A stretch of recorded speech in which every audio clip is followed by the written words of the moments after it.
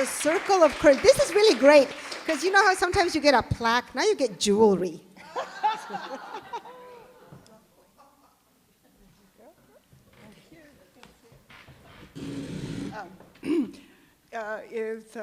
As many of you know, it's hard for me to be speechless. It never happens. I guess I was trying to think of what to share with you, whatever.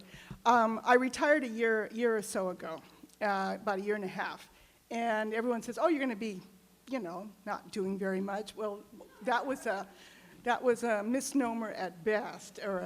I've probably been busier than ever, but the difference is I'm able to follow my passions. I'm a crisis communication specialist. I have been working with public and nonprofits and doing everything in particular government, what was the issue of the day, and being the mediator, the translator, trying to give clarity to what was going on. But now, all of a sudden, I get to, in a sense, all those issues that I've always been there, and I've had to be very, I think the word is discreet. And as a crisis communication, you learn not to say a whole lot. You learn to be able to, in a coalition bill, do all kinds of issues like that.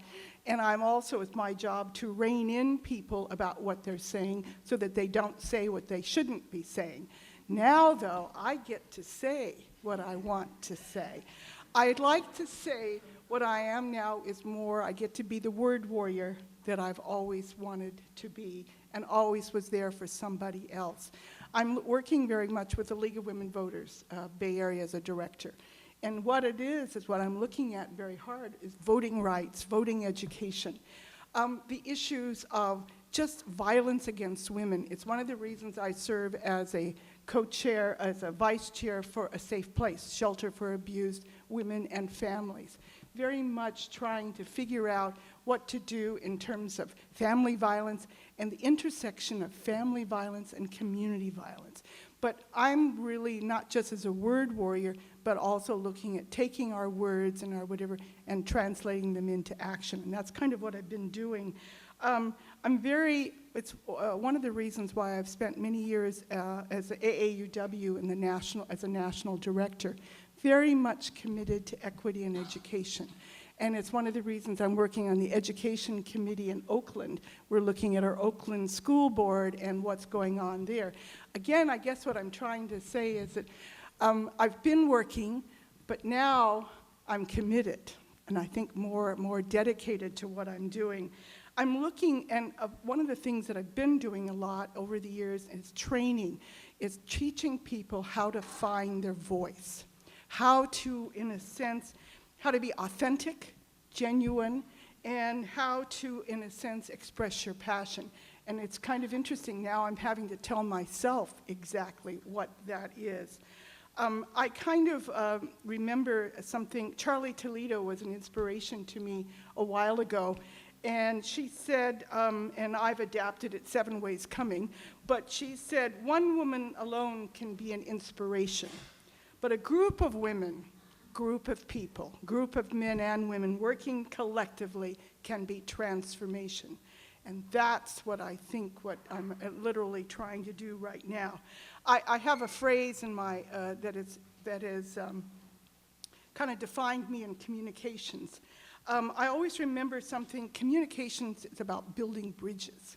It's about, in a sense, breaking down walls, and that's what I'm now, in a sense, trying to figure out ways to do that.